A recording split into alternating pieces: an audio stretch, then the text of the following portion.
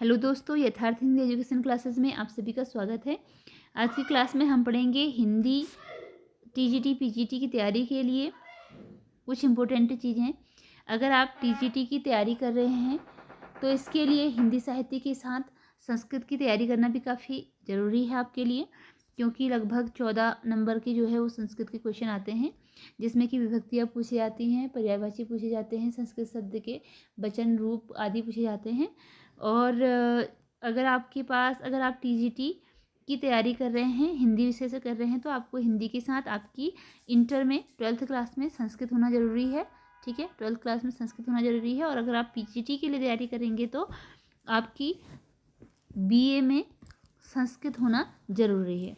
ठीक है, तो आप अपने सब्जेक्ट कॉम्बिनेशन को कंफर्म कर लीजिएगा कि आपके पास कौन से सब्जेक्ट हैं। तो चलिए स्टार्ट करते हैं संस्कृत की तैयारी।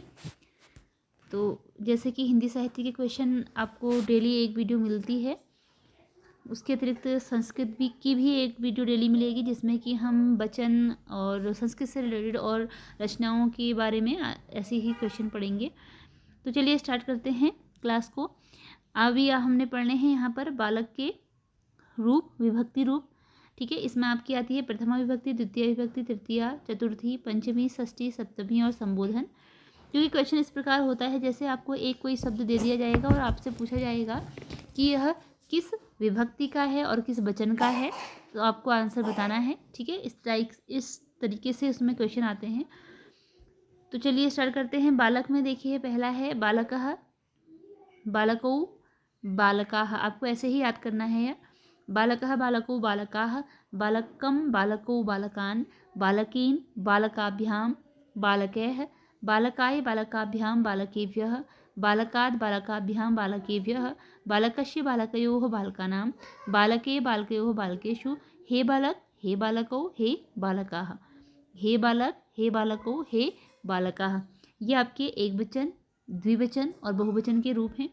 आप इन्हें इसमें देखिए, ध्यान देने की एक बात यह है कि आपका जो प्रथम, द्वितीय और तृतीय, चतुर्थ और पंचमी विभक्ति के एक ही रूप हैं। ठीक है, द्विवचन में किसमें है ये? द्विवचन में एक ही रूप हैं, प्रथम, तृतीय, चतुर्थी और पंचमी विभक्ति के।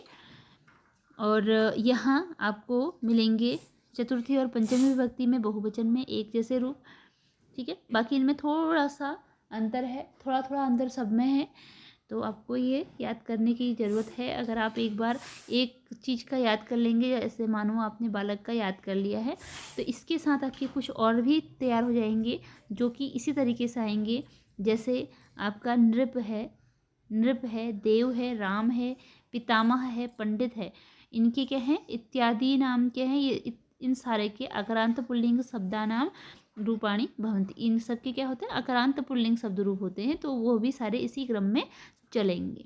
ठीक है, ये सारे भी इसी क्रम में चलेंगे, जैसे कि नृप है, देव है, राम है, पितामह, पंडित है, जिस रूप में आपके बालक के चले हैं। बालकः, बालकौ, बालकाः, बालकं, बालकौ, बालकं, बालकौ, बालकान्, बालकीन्, बालकाभ्यां, बालकैः, बालकाय, बालकाभ्यां, बालकेभ्यः, बालकात्, बालकाभ्यां, बालकेभ्यः, बालकस्य, बालकयोः, बालकानां, बालके, बालकयोः, बालकेषु।